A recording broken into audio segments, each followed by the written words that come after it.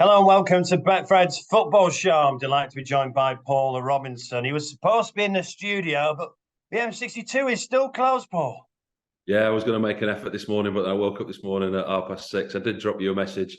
I had a look at the weather report, and there's a few people that spent the night on the M62 and apparently are still there, unfortunately for them. So I think it was a wise decision for me to stay here, as much as I do love coming in and seeing you, Mark.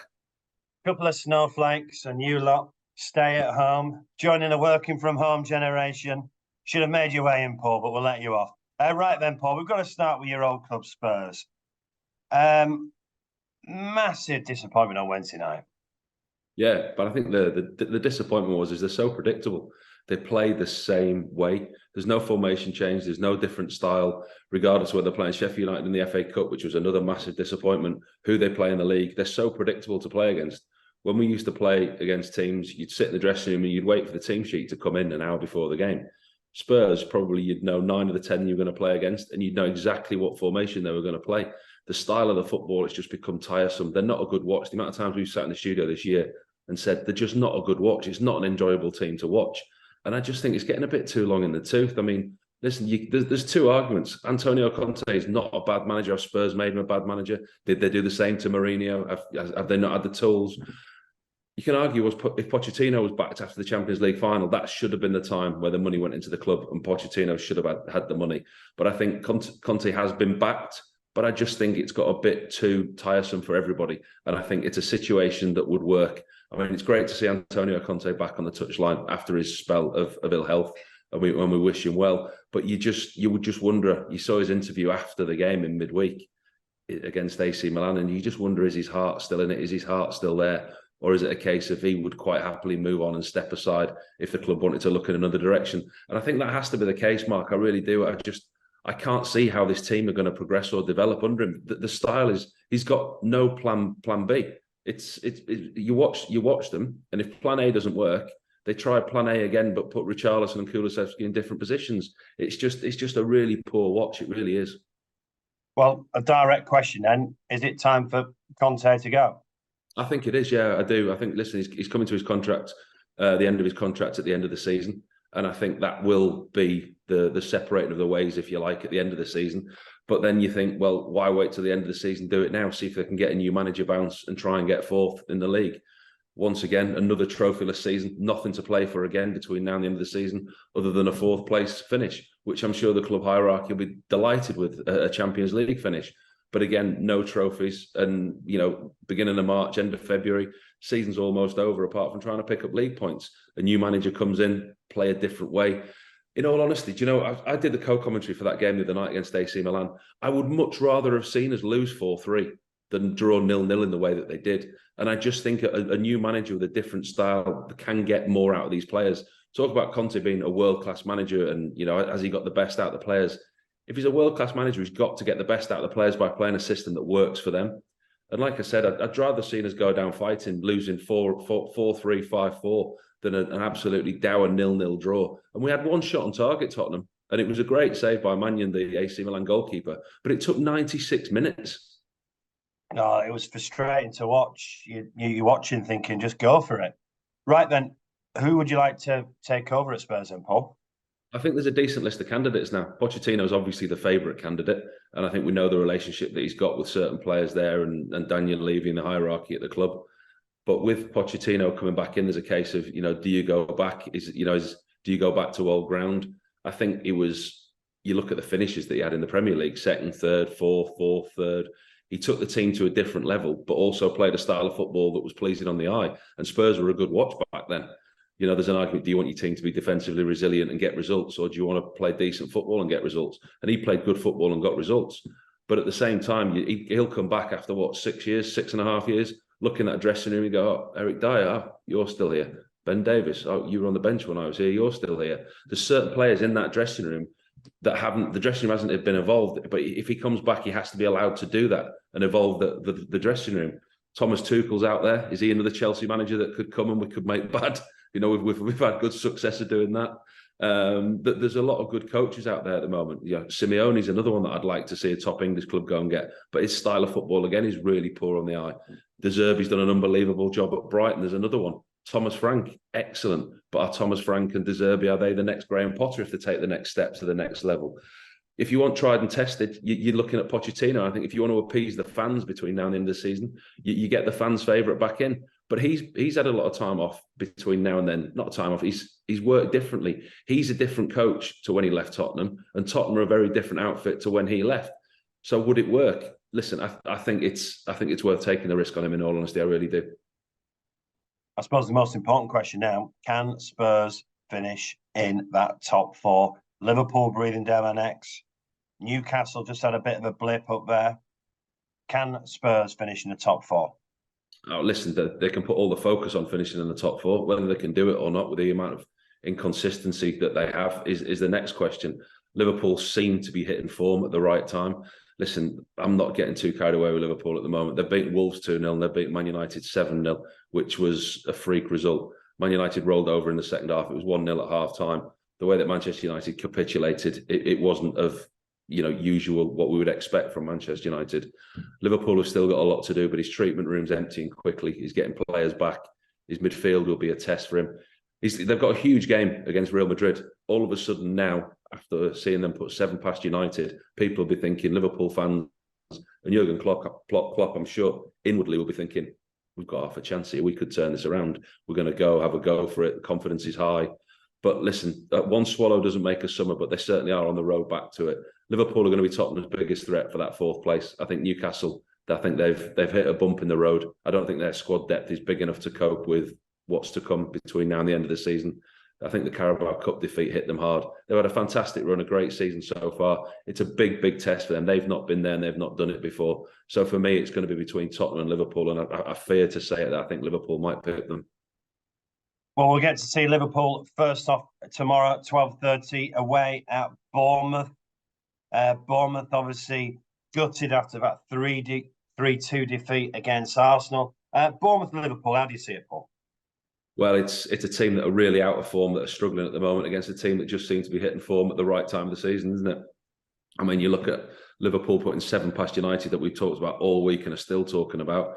The last time Bournemouth went to Anfield, Liverpool put 9 past them. So this isn't a game that Bournemouth are going to be looking forward to. This is a Bournemouth team that have conceded 7 in the last 2 Premier League games.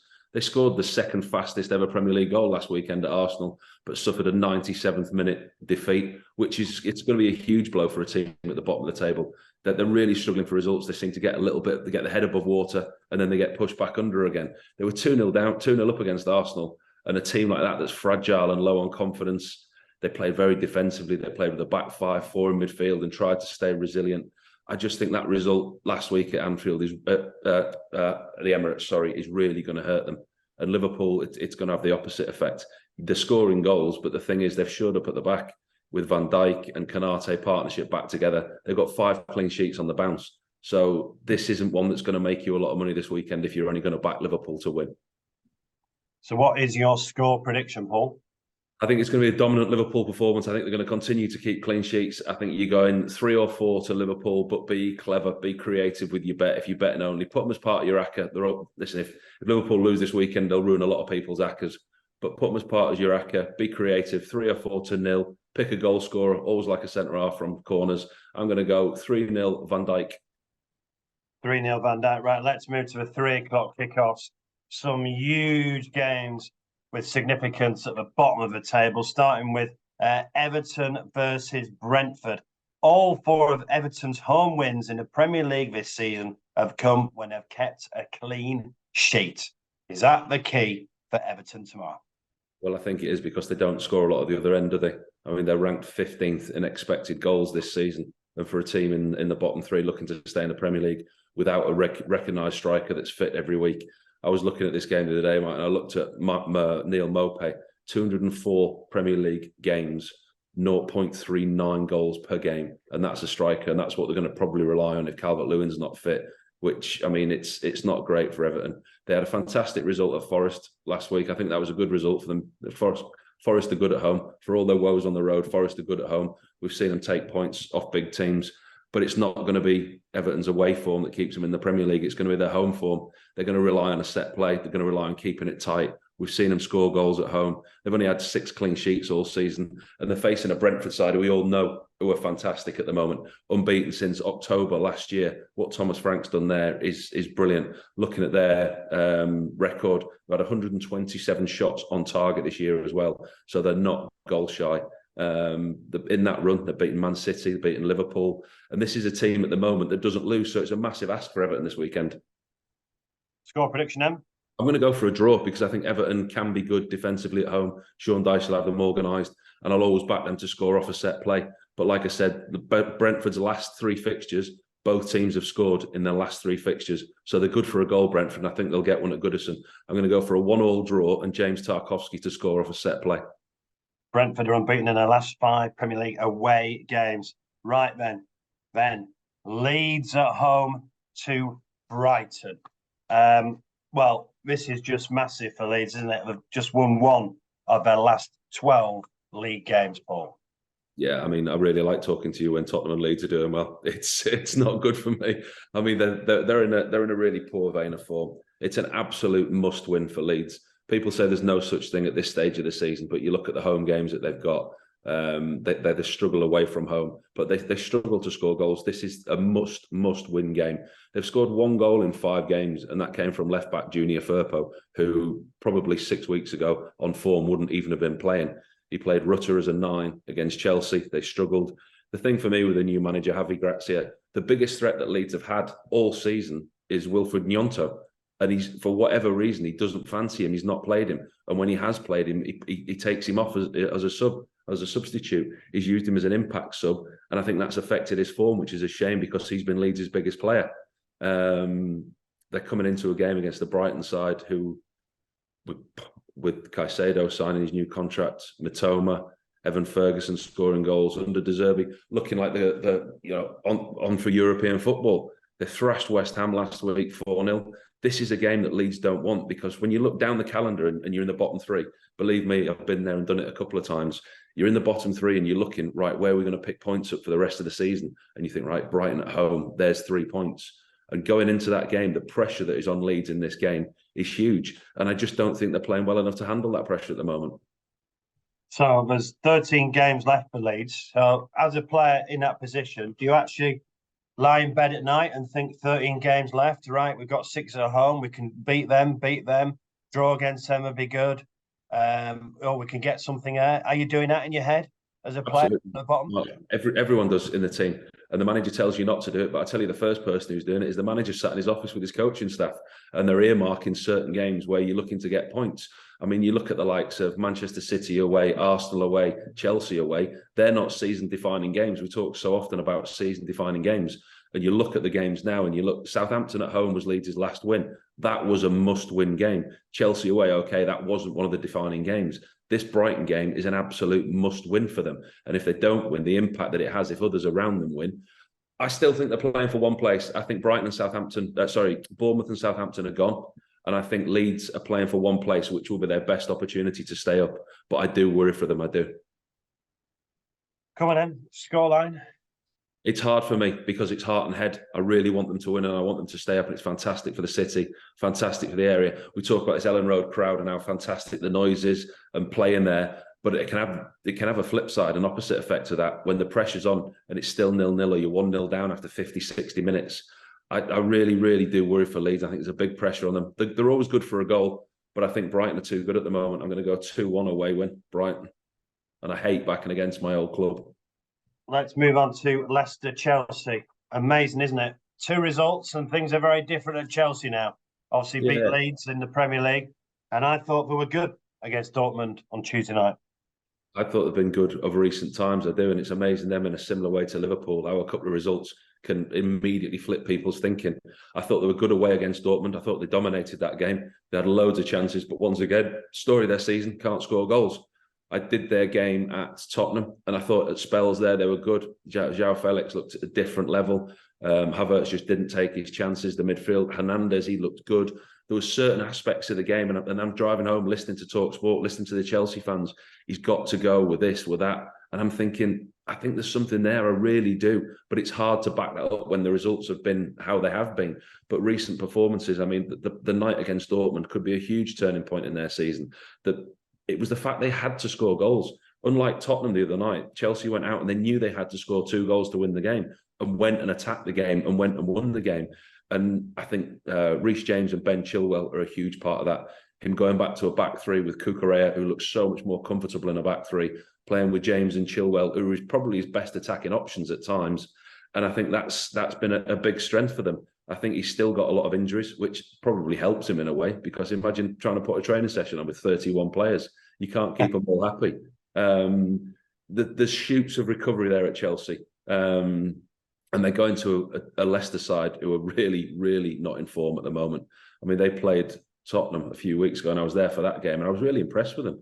They had Harvey Barnes, Maddison, Tete, the pace that they had, the way they attacked Tottenham. But then they've lost at Southampton.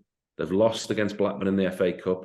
And all of a sudden, they're 2 points clear in a relegation battle again. And I think that's been the story of their season. Another team that are so inconsistent. And at home, the pressure's going to be on them. The pressure really is on Brendan Rodgers. There's a lot said about Brendan Rodgers, whether he's a top manager, whether he can do it at the top level consistently. I think that his team have got to take a lot of responsibility. Yes, he's lost players, but you look at that Leicester team on paper and you look at the squad, they shouldn't be where they are, but they're a team that are low in confidence. Go on and give us a prediction.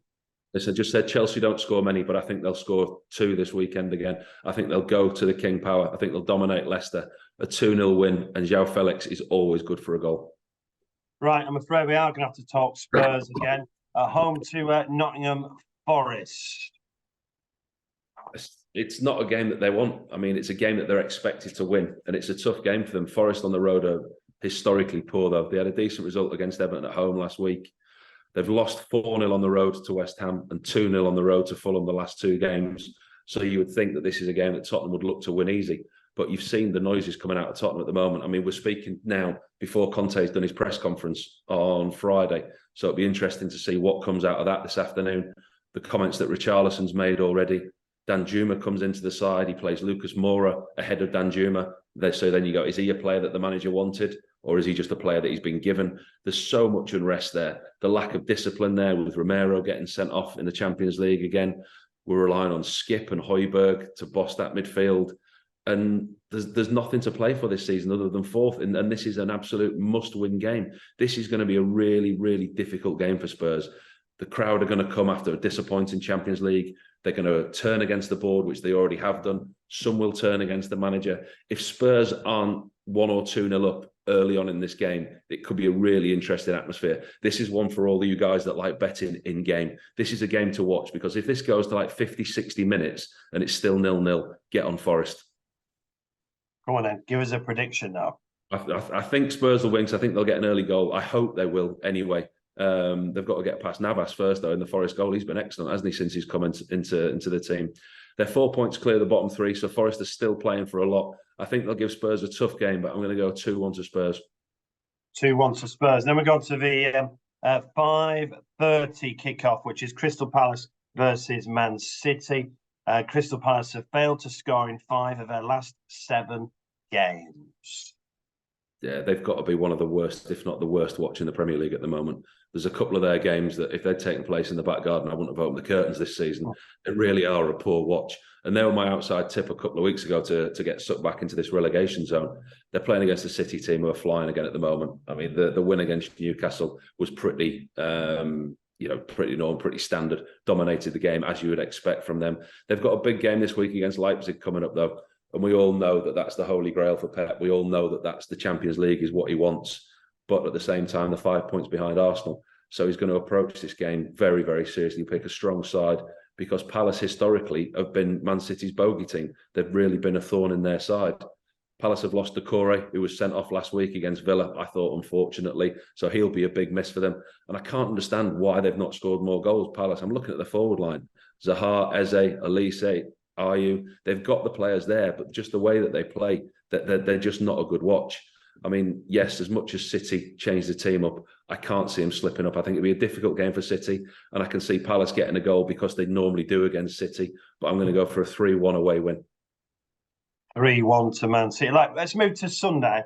The game live on Sky, Fulham versus Arsenal. And we keep talking about Arsenal slipping up. We're 2-0 down last Saturday against Bournemouth. An all right result in the Europa League as well. They're 5 points clear at the top of the table, Paul.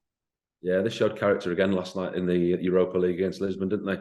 I think the manager wasn't too pleased, but what he's got there in that dressing room, the team, the togetherness, the camaraderie, it showed against Bournemouth last week. It wasn't their greatest performance, but they're grinding out results, and that's what champions do.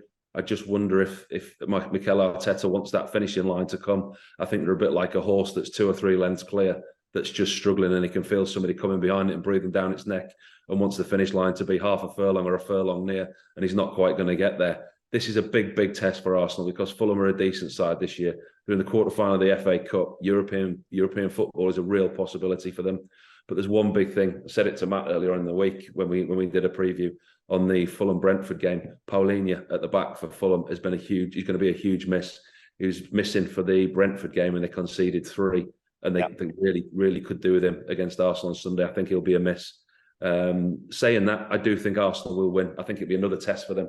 Local London derby. It'll be a tight game. I don't think we're in for a load of goals, although Mitrovic can cause problems.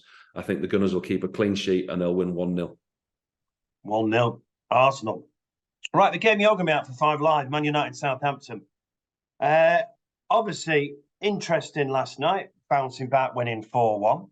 I suppose Manchester United have got to make sure that they win the next couple of games to make sure that the 7-0 at Anfield is not a season-defining moment. Yeah, I think last night was huge for them. I thought the way that they performed. The crowd were excellent last night at Old Trafford. Watched the game, obviously, because I'm doing the game at the weekend. So I watched it closely. I thought Bruno Fernandes played particularly well. He was under a lot of scrutiny, although I do think he should have been sent off. It was an awful tackle on Claudio Bravo, the goalkeeper, and that's the side to his game that I don't like. I think he was really good in the game. I thought he showed good leadership qualities, which have been brought into question this week. But that little bit of him, that side to the game, yes, it's an edge, but he knew straight away it was naughty. He went over to try and get Claudio Bravo off the floor, and he was lucky to get away with that. But the thing for me, the interesting thing was Erik ten Hag picked exactly the same team against Liverpool, and that's good man management for me. That's like, well, you did it, off you go and put it right. There was no changes, no resting anybody. That was you've embarrassed yourself, you've embarrassed the club. You go out there and you put the situation right. And for me, that was good man management. He made a lot of changes in the second half, which is understandable. And I just think it was a good all-round performance by them, what they needed. And with Southampton coming to Old Trafford at the weekend, it's a game, not that they should win, they have to win. That there's no option. If they do anything other than win, they'll come in for criticism again. How good is Marcus Rashford at the moment? That was goal number 26. Well, it's his best ever haul, isn't it, in the Premier League?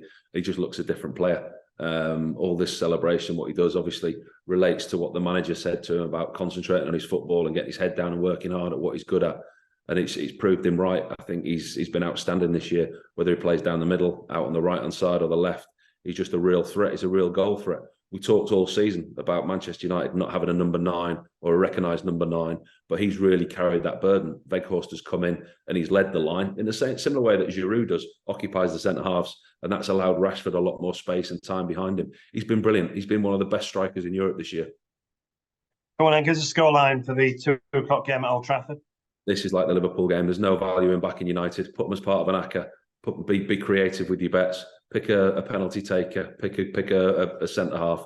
I'm going to go United 4-0 and Fernandes from the penalty spot. Right, West Ham Villa also at 2 o'clock Sunday. West Ham 23 points, just 1 point clear of Everton in 18th.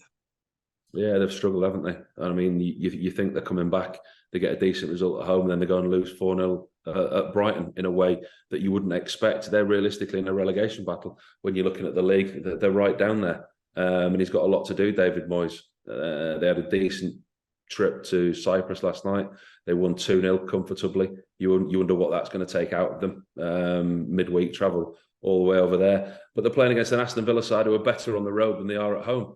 You look at what Unai Emery's done. I think 4 out of the last 5 is unbeaten away from home, and they get better results away from home. So it's not a given for West Ham this weekend. Come on, then, score prediction. I think it'll be a tight one. I really do. Villa don't seem to get beaten on the road, but West Ham are desperate for points. And I think both managers quite happily would walk away from this game with a point. David Moyes even more so. So I'm going to go for a 1-1 score draw.